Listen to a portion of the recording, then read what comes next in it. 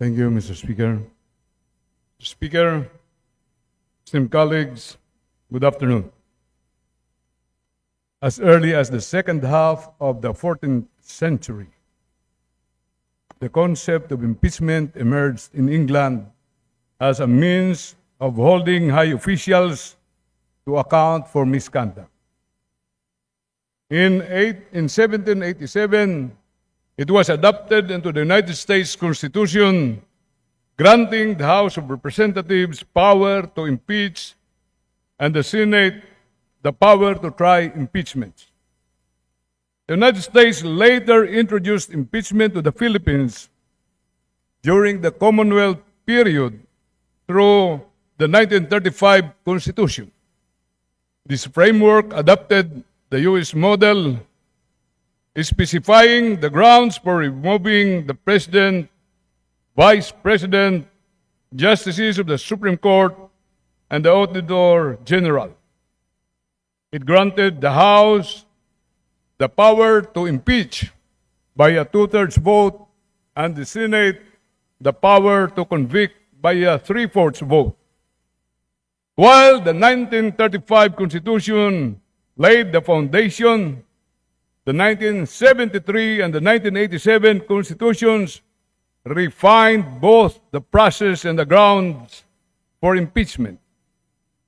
The 1973 Constitution, under a parliamentary system, gave the National Assembly the exclusive power to initiate, try, and decide all cases of impeachment against the President, Supreme Court justices, and the members of the constitutional commissions for culpable violation of the Constitution, treason, bribery, other high crimes, or graft and corruption. The 1987 Constitution, which restored the bicameral Congress, preserved impeachment under Article 11, Section 2 and 3. It specifies the impeachable officials, the exclusive power of the House to initiate, and the sole authority of the Senate to try impeachment cases. It likewise grants both chambers the constitutional right to promulgate its own rules to govern impeachment proceedings. For 90 years, this system stood. But on July 25, 2025, the Supreme Court of the Philippines rendered its decision in Duterte versus House of Representatives, GR number 278353, and changed the course of our constitutional practice. Mr. Speaker, I will not belabor the chorus of voices calling the decision gravely erroneous in fact and in law. Rather, I will focus on its adverse effects and ominous consequences to our constitutional duty to demand accountability from high officials. The decision not only declared void ab initio the plenary-approved articles of impeachment against the Vice President, Sara Duterte, transmitted to the Senate on February 5, 2025, it also ruled that she was denied due process under the Bill of Rights. The court held that due process applies at all stages of impeachment and imposed 7 new due process requirements on the House. Per Supreme Court decision in Duterte versus House of Representatives et al., GR 278353, July 5, 2025, due process requirements in impeachment proceedings are as follows. Number 1, the articles of impeachment or resolution must include evidence when shared with House members, especially those who are considering its endorsement. Number 2, evidence should be sufficient to prove the charges in the articles of impeachment. Number 3, the articles of impeachment and the supporting evidence should be available to all members of the House of Representatives, not only those who are being considered to endorse. Number 4, the respondent in the impeachment complaint should have been given a chance to be heard on the articles of impeachment and the supporting evidence to prove the charges prior to its transmittal to the Senate, despite the number of endorsements from House members. Number 5, the House of Representatives must be given a reasonable time to reach their independent decision of whether they can endorse an impeachment complaint. The court, however, has the power to review whether this period is sufficient, but petitioner who invokes on the court's power to review should prove that officials failed to perform their duties properly. Number 6, the basis of any charge must be for impeachable acts or omissions committed in relation to their office and during their current term, the current term of the impeachable officer. For the President, the Vice President, these acts must be sufficiently grave, amounting to the crimes described in Article 11, Section 2, a betrayal of public trust given by majority of the electorate. For the other impeachable officers, the acts must be sufficiently grave that they undermine and underweight the respect of their constitutional independence and autonomy. Number 7, to ensure that respondent in the impeachment complaint is heard under the requirements of due process in the procedure under Article 11, Section 3, to Paragraph 4, the House of Representatives is required to, letter A, provide a copy of the articles of impeachment and its accompanying evidence to the respondent to give him or her an opportunity to respond within a reasonable period to be determined by the House rules. The Constitution only requires an opportunity to be heard. It is up to the respondent to waive this fundamental right and opt to present his or her evidence at the Senate trial. And letter B, make the articles of impeachment with its accompanying evidence and the comment of the respondent available to all members of the House of Representatives.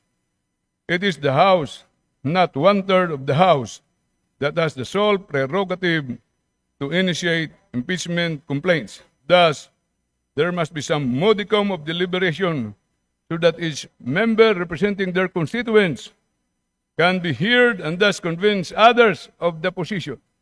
That transmittal, however, will only take place upon the qualified vote of 1/3 of the House.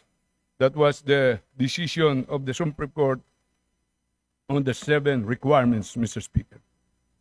These requirements are nowhere found in the Constitution. They amount to a direct intrusion into the House's exclusive constitutional authority to adopt its own impeachment rules. Many call this judicial overreach. I say it is judicial amendment of the Constitution. The right of the House to promulgate its own rules is clearly and plainly stated in our fundamental law. It is not for the Supreme Court to write rules and for the House to follow. The judiciary has the vital role of interpreting laws, including the Constitution. But that role does not extend to amending it. The power to interpret does not include the power to rewrite, Mr. Speaker. Yet, the decision effectively rewrote our impeachment rules, imposing requirements that are impractical, if not impossible, to fulfill. First, it mandates the House furnish the respondent with the articles of impeachment and supporting evidence to allow them to respond before transmittal to the Senate. But the Constitution requires referral to the complaint to the proper committee within 3 session days, an impossible time frame for debate, notification, comment, and hearing. Failure to meet this deadline renders such proceedings unconstitutional. Second, it requires that articles supporting evidence and the respondent's comment be made available to all members. This opens the process to sabotage.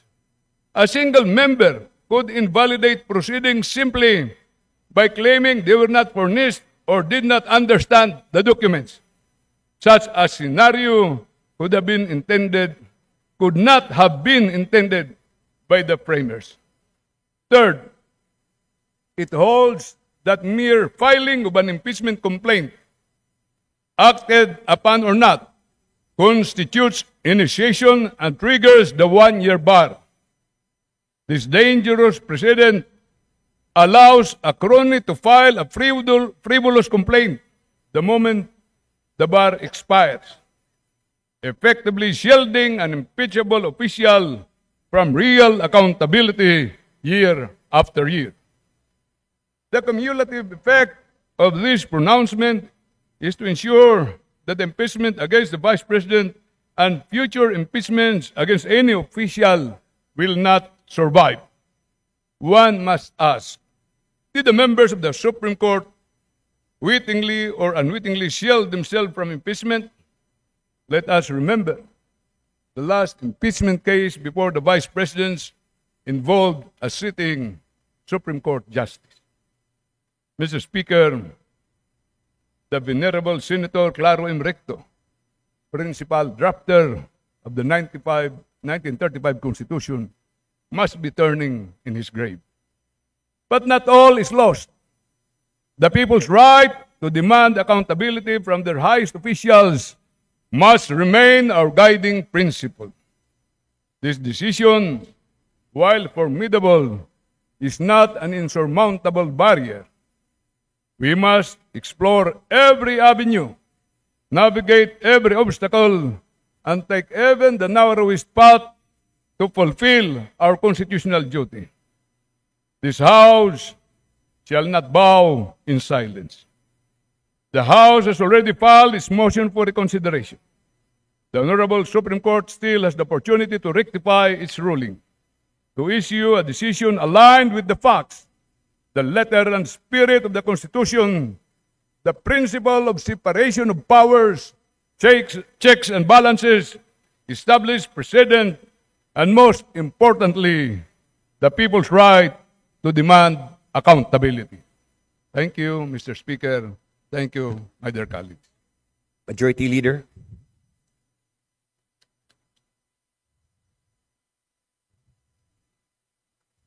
Mr. Speaker. Mr. Speaker, may this representation be recognized, please? Just a couple of clarificatory questions for the Honorable Minority Leader on the points he discussed. Mr. Speaker? Mr. Speaker, I would Yes. like to recognize the Honorable Laila de Lima, ML Party List, for her interpellation Honorable o clarification. Laila de Lima is recognized. Mr. Thank you, Speaker, Mr. Speaker. Mr. Speaker, this is my Thank you. time as the one who gave the privileged speech. I would like to accommodate the Honorable Laila de Lima to my precious time for her to interpolate this representation. Thank you, Mr. Speaker. Honorable de you. Lima, you may proceed. Thank you, Mr. Speaker, and thank you, Honorable Minority Leader Libanan. Just on 2 points touched in the very informative, privileged speech of the Honorable Minority Leader. He actually outlined the history of impeachment, and he mentioned the 1935 and the 1973 constitutions as precursors of the now, our present 1987 Constitution. Now, correct me if I'm wrong, Mr. Minority Leader, that isn't it, that in both the 1935 Constitution and the 1973 Constitution, the only recognized modes of impeachment was the direct filing of impeachment complaint by a segment of the members of the House of Representatives, and that it's only in the 1973 Constitution that the two other modes, namely complaint by a member of the House and a complaint by any citizen or group of citizens as endorsed by the members of the House of Representatives. Isn't that the very significant changes between the 1935 and 1973 constitutions on one hand and the present 1987 Constitution? Do you agree, Mr. Minority Leader? Mr. Speaker, if my recollection serves me right, I think the Honorable De Lima is correct. That the reason why I pointed that out, Mr. Speaker, is that just to highlight the fact that the mode, which is actually the third mode, but referred to in the Supreme Court decision in Duterte versus House of Representatives as second mode, was the only mode under 1973 and 1987, and 1935 and 1973 Constitution on one hand, and then in the 1987, two other modes were added, which highlights the fact that indeed, with respect to the direct filing by 1/3 of the members of the House of Representatives, it is meant to be governed by a separate provision than those imposed whenever it's the first two modes that are at hand. In other words, why apply the same requirements of due process for the direct filing by 1/3 when this is specifically assigned or imposed only on the first two modes of filing, that is, private citizen, member of the House, a private citizen endorsed by the House of Representatives. Would you agree with that proposition, Mr. Minority Speaker? Minority Leader? That is correct, Mr. Speaker. Okay, thank you. I think we will have enough time for that to discuss that in the Rules Committee.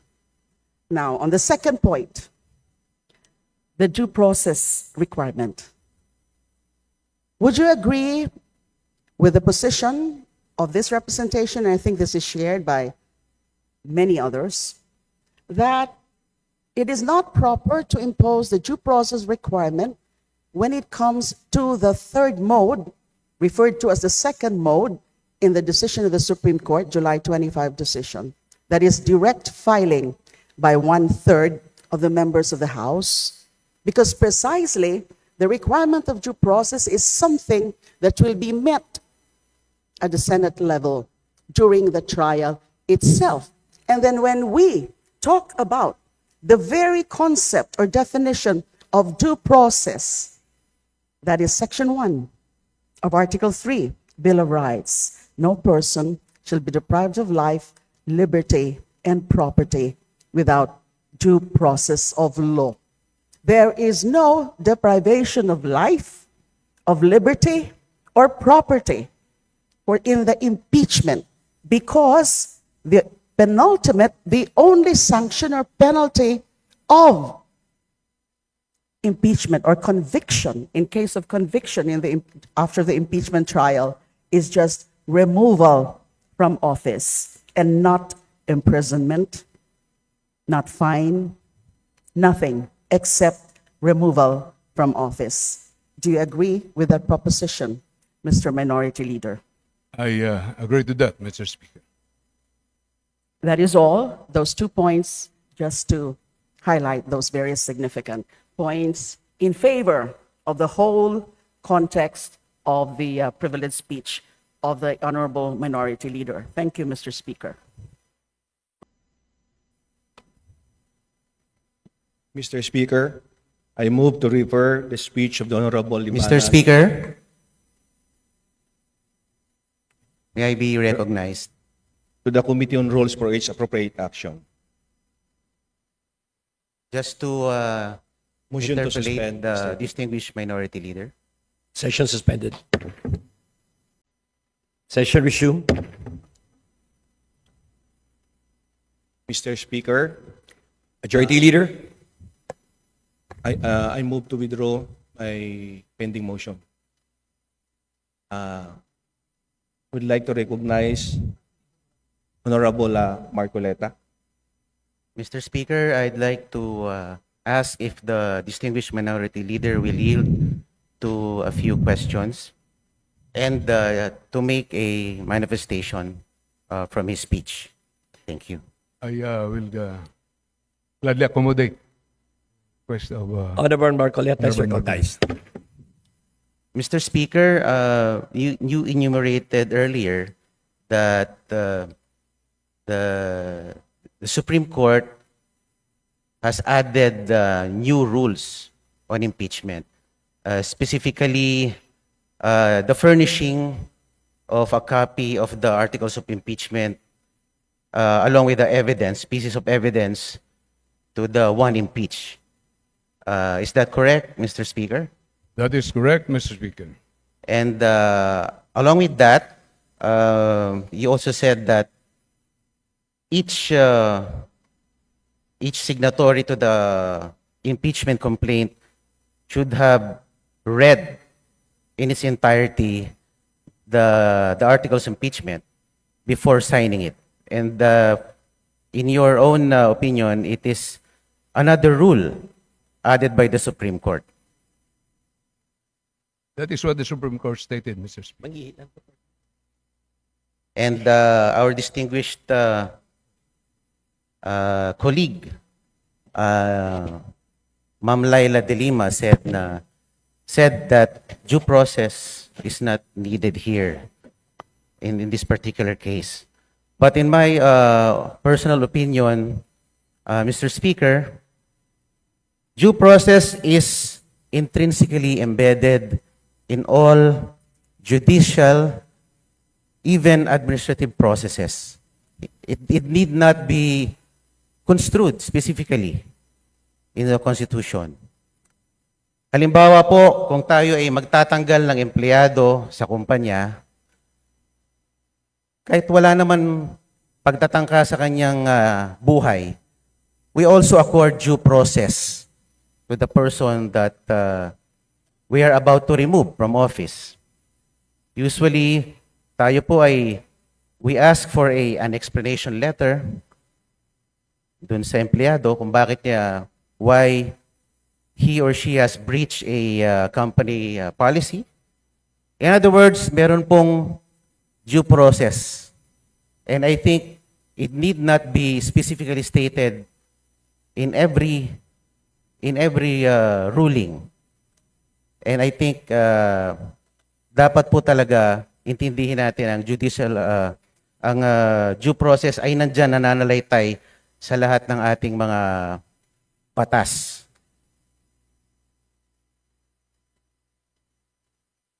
Mr. Speaker, ang impeachment po ay a class of its own. May tinatawag na substantive due process, procedural due process, administrative due process. At dito naman sa impeachment, sinasabi po ng kanina sa interpellation na ang process na ito, pag pumirma ang 1/3 of all the members, hindi naman nawawala ang sabi, wala dito yung due process dahil ang penalty dito, sabi po ng Honorable De Lima, ay removal from office, ang pinaka-harsh na penalty. Hindi yung katulad sa criminal or administrative. Pero, Madam Speaker, sa ganang impeachment po, ay pag pumirma po ng 1/3 of all the members of the House at sinumiti po ito sa Senado, nandoon pa rin ang due process. Kasi doon po ay may karapatan makinig at hear yung mga depensa po ng ini-impeach. Opo. Kung ito pong impeachment ay alang-alang sa accountability, hindi po ba dapat natin habulin ang Vice President sa Ombudsman at sa ibang mga korte? Sapagkat sa tingin ko, kung ang sanction lang ng impeachment ay tanggalin ang Pangulo sa kanyang pagkakaupo, hindi po siya mananagot ng maigi. dun sa kanyang alleged misuse of confidential funds. Di ba dapat maragot din siya sa kanyang di umano'y idinispalto na pera? Di po ba? We should seek other remedies like cases before the ombudsman at ano pang mga korte.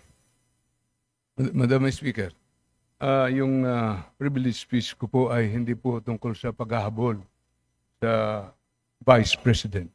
Ang privilege speech ko po ay tungkol po sa desisyon ng Supreme Court na gumawa po ng maraming requirements sa House of Representatives tungkol sa impeachment na exclusive power of the House of Representatives.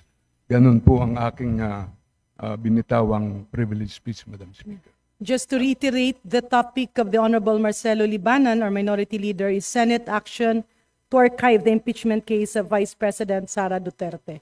Mr. Speaker, distinguished Minority Leader, yung po bang sinabi ng Korte Suprema ay are we being precluded to initiate impeachment complaints or we're just being taught on how to file a correct impeachment complaint by complying with procedural steps?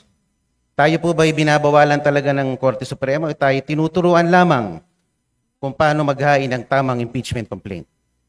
Before the Minority Leader responds, since the question of the Honorable Marcoleta is directed towards the action of the 19th as well as the 20th Congress, may we request the Senior Deputy Majority Leader to respond?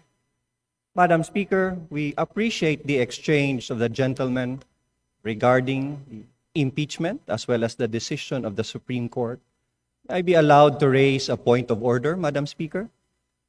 May we know the point of order of the Majority Leader?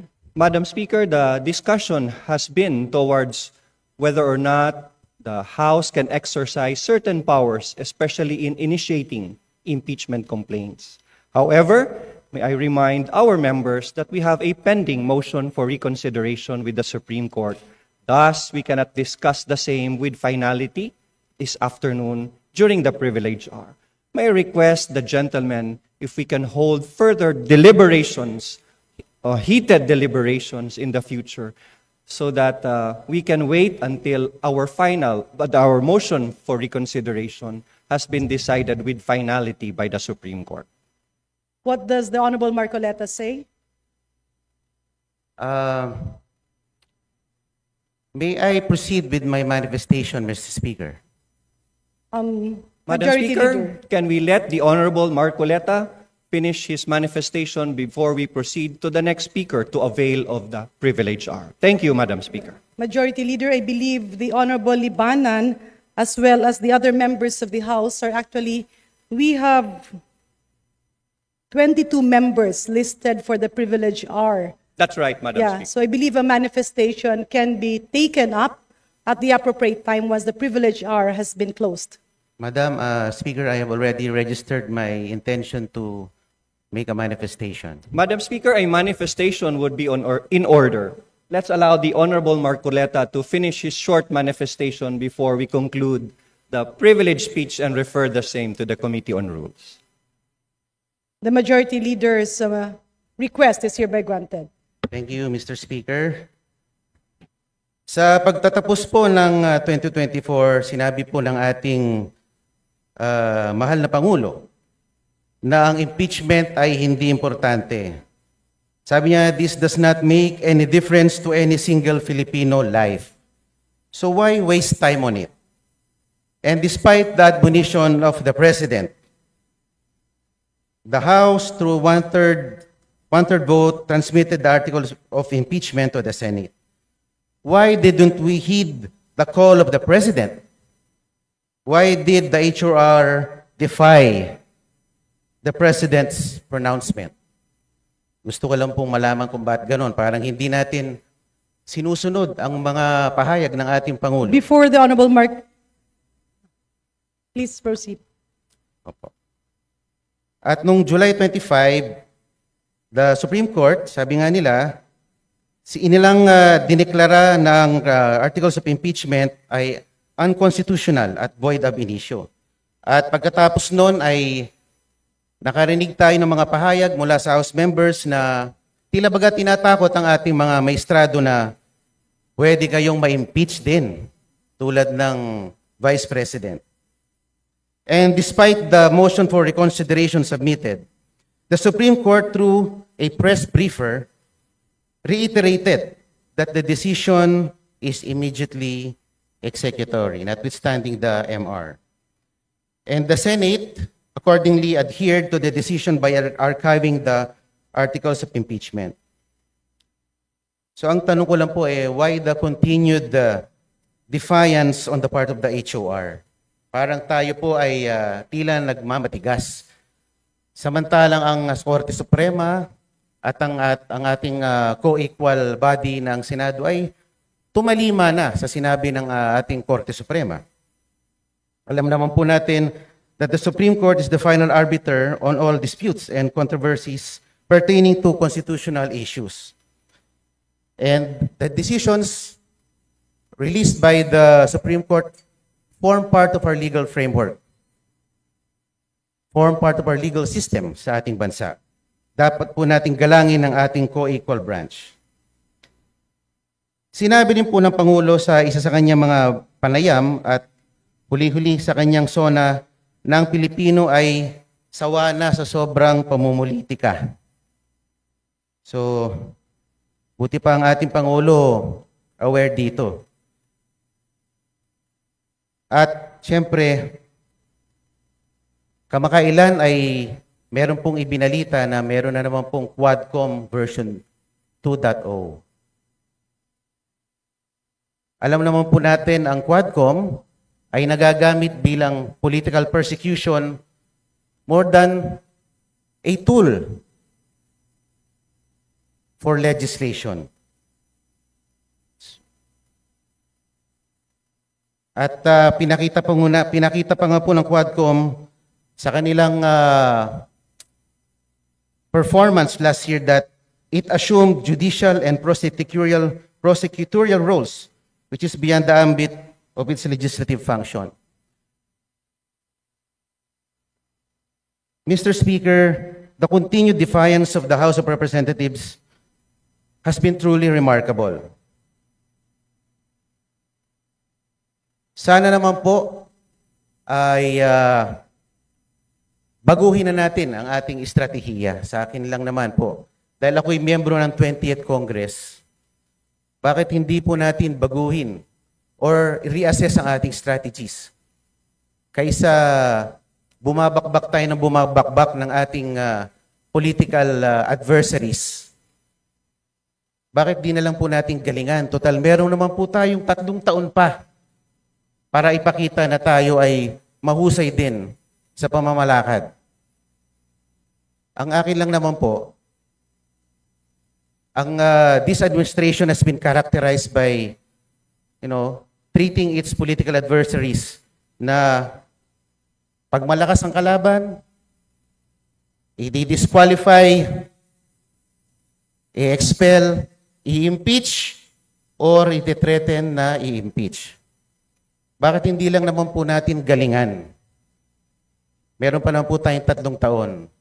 Baka sakali, matalo natin si VP Sara sa 2028. Maraming salamat po. Madam Speaker, there being no other Madam member Speaker. who wishes to interpolate, I Still move my time, Mr. Speaker.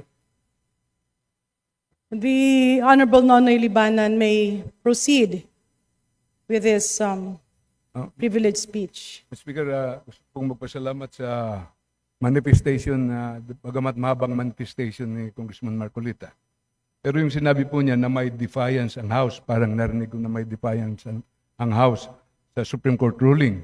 I beg to disagree, Honorable Marcolita, with that statement. Wala pong defiance ang House of Representatives. May motion for reconsideration po tayo.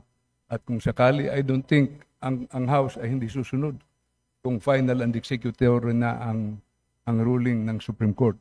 Pero may oras pa tayo. At ito, ang chamber na ito ay ang precise venue to air our grievances. We represent all the people here, especially we in the minority. Ito yung mga bagay na dapat ilabas po natin dito. Because this is our constitutional duty.